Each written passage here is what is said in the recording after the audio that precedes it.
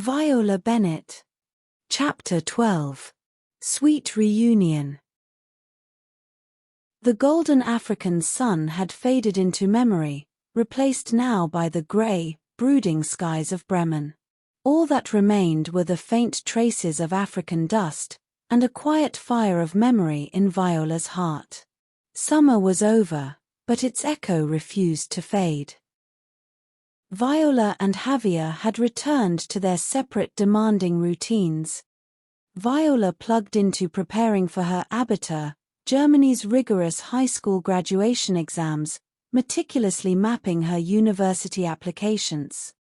Javier, back in Madrid, busy curating his sketches and photographs from Africa into a cohesive body of work for his upcoming exhibition. It didn't take long for Viola's best friend Lisa to appear. Bursting into the house like a summer breeze, tanned and radiant from her own alpine adventures, she threw herself onto Viola's bed. "Spill it. What incredible thing happened to you this vacation?" Lisa gently jostled Viola, her eyes dancing with curiosity.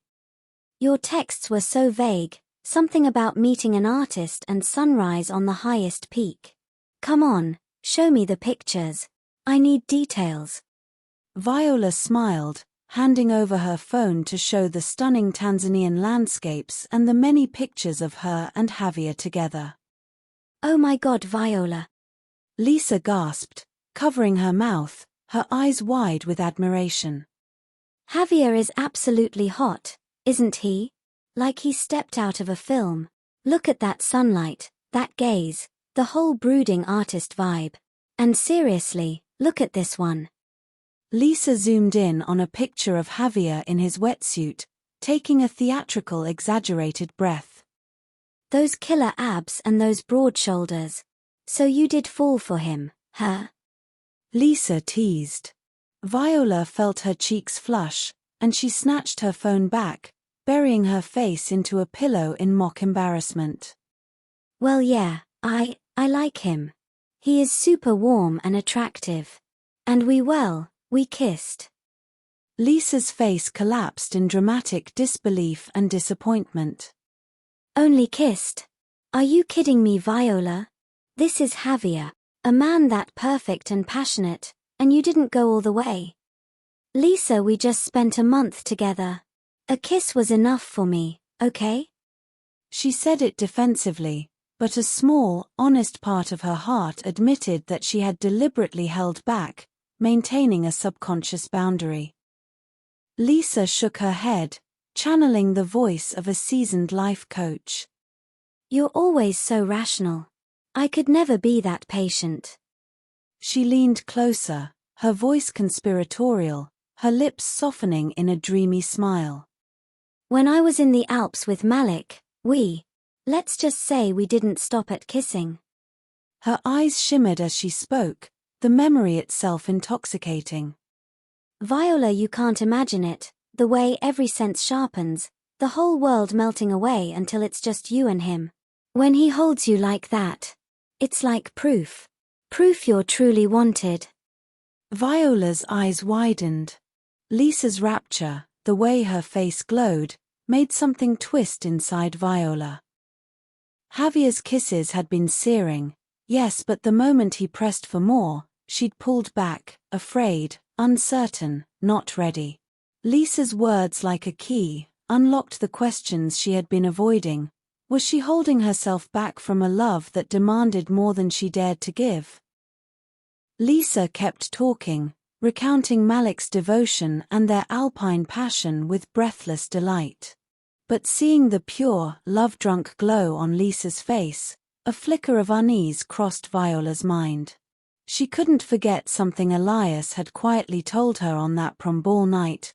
Malik's promises are like fruit on trees, plenty of them.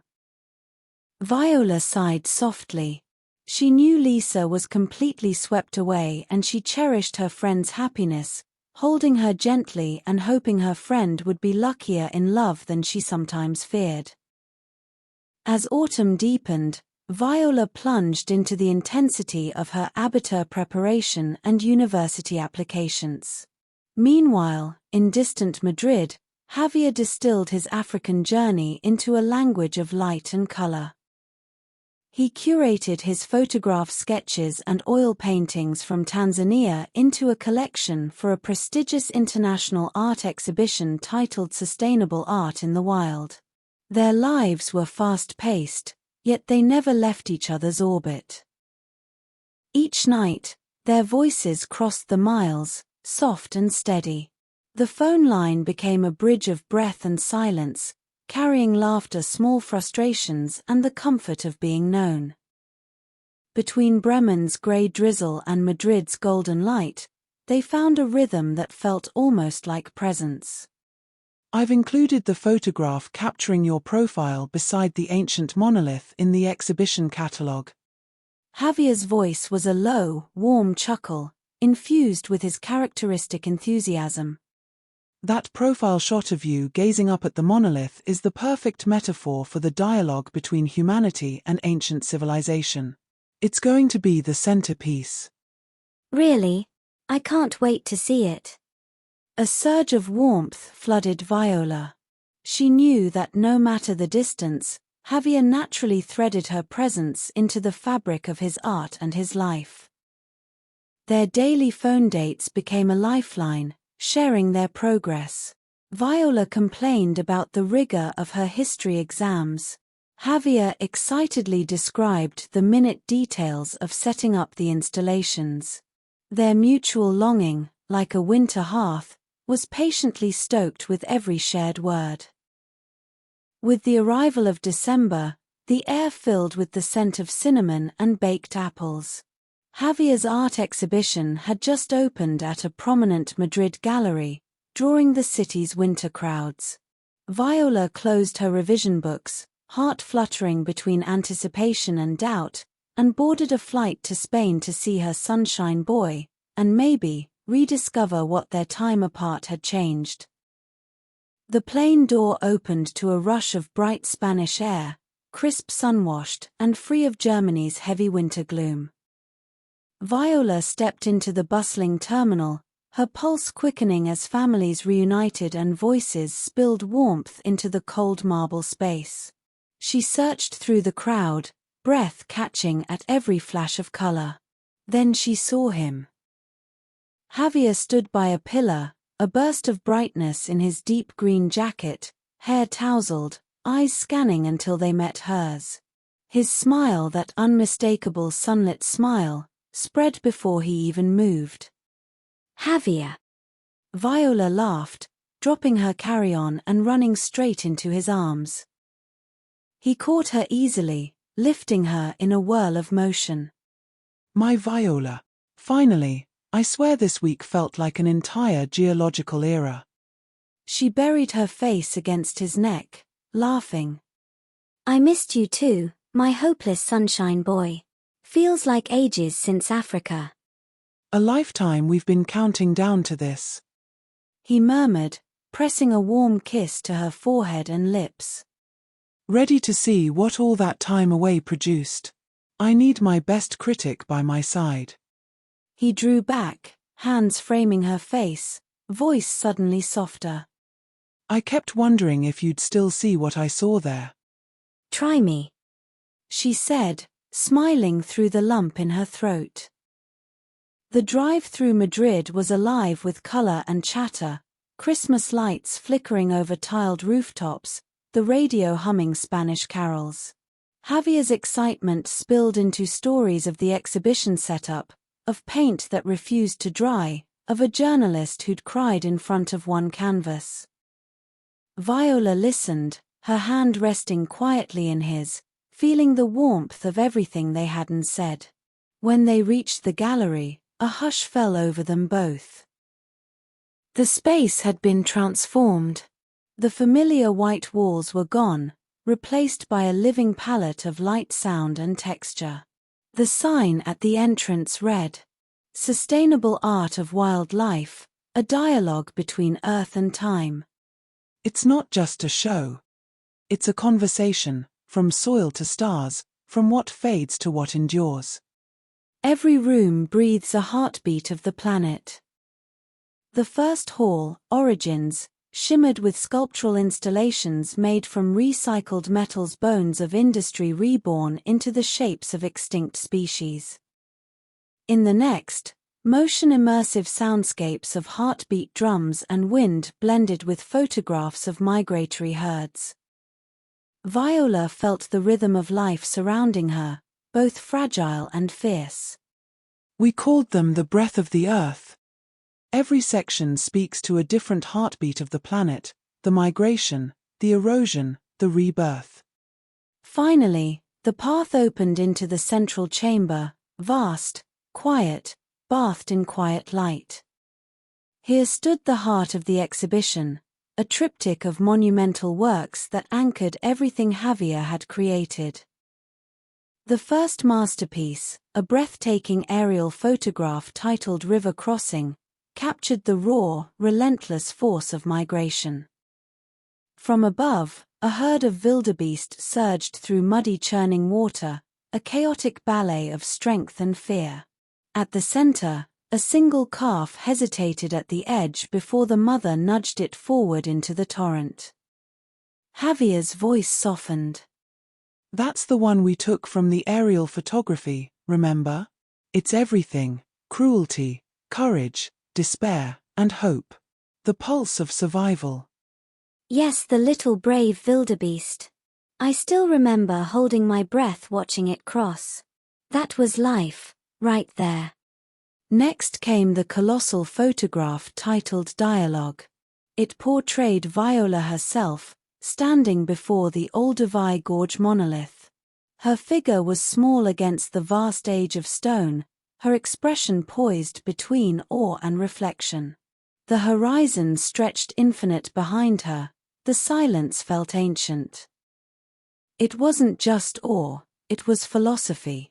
Humanity confronting its own beginnings, a modern woman meeting the echo of time. This is the one, my masterpiece. It feels like the rock is still whispering, I love this one. It's not just beautiful, it's true. Beside it glowed a monumental oil painting, The Fire Beneath the Stars. Under the immense Kilimanjaro sky, a campfire flickered like a heartbeat in the darkness. Viola's silhouette leaned toward the flames, her face half lit in amber, half lost in shadow, the night they had reached the summit. Born from Javier's midnight sketches, the painting radiated triumph and humility, the joy of conquering Africa's highest peak, the awe of standing small beneath the universe, and the tender courage of loving another soul beneath the endless stars. Viola stood still, breath caught between the three works, the river, the boulder, and the sky. They're not just about Africa, they're about every kind of crossing, the animals, the planets, ours. About how everything that moves forward carries a memory behind. Yes, that's it. That's what art should do, reminding us we're all still moving, still connected. At the exit, a small pedestal held an exquisite leather-bound guestbook. Javier handed her a pen. Critics had their say, now I want yours. Viola hesitated for a moment, then wrote. The wilderness whispered its truth, and he had the courage to paint its soul. The most beautiful art isn't seen with the eyes, but felt with the history in your heart. Our Africa lives here. When she looked up, Javier was watching her, no words, just the quiet understanding that distance hadn't dimmed anything that mattered. Outside, the city lights glowed against the glass facade. Viola slipped her hand into his. They looked at each other and smiled. The exhibition was a triumph. Javier's unique perspective and vivid color palette showcased the magnificence and fragility of the African wilderness, garnering critical acclaim. Critics called it a love letter between art and ecology, an emotional and intellectual bridge between humanity and nature, the modern world and the ancient past. During the visiting, Viola met Javier's parents, elegant, sophisticated art collectors and investors who were graceful and charming. His mother, in particular, was beautiful, composed, and instantly warm. They were incredibly welcoming to Viola and enthusiastically invited her to the big family Christmas gathering. Come on, Mom, she's my girl. She's here to visit me, not all those crowded families. Javier interjected, affectionately rescuing Viola from the sudden family commitment. All right then, my dear, enjoy your time together. Don't forget to send greetings to grandparents. Javier's mother conceded with an understanding smile. Sure I will, Mom. Javier answered, smiled. On Christmas Eve, the gallery hosted a grand closing celebration for Javier. Viola stood proudly by his side, watching him receive accolades. She felt the palpable force of his innate artistic charisma. The celebration ended late, and the couple returned to Javier's Madrid apartment. The fireplace cast a warm dancing glow across the room, and the air was rich with the scent of Spanish wine, the luscious aromatic Tempranillo. They sank into the sofa, holding each other tightly. Fatigue, relaxation, and the subtle nudge of the wine stirred a fire in Javier. Viola, you look stunning tonight, he murmured, his voice husky and low. His kisses traced her hair, her cheeks, and finally her lips, his gaze burning with pure longing. The firelight painted gold across their faces. Viola felt his warmth, his tenderness, the same rhythm that had carried them up the mountain. His lips brushed hers. A kiss that deepened, then slowed, as if both feared breaking the fragile peace of the moment.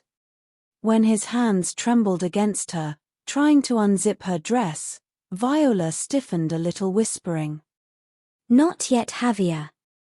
Javier met her eyes, the longing there turning to quiet understanding. Then not yet, I will wait until you want it. He pulled her close, and they stayed that way, listening to the faint crackle of the fire. Soft kisses passed between them, hearts beating together in a shared calm. For the first time, she felt utterly certain of his love and respect. Outside, Madrid shimmered in Christmas lights. Inside, time seemed to hold its breath. That Christmas was tender, sweet, and unforgettable. And it was perfect in every way. But soon, Bremen and the weight of her unfinished exams would call her back again.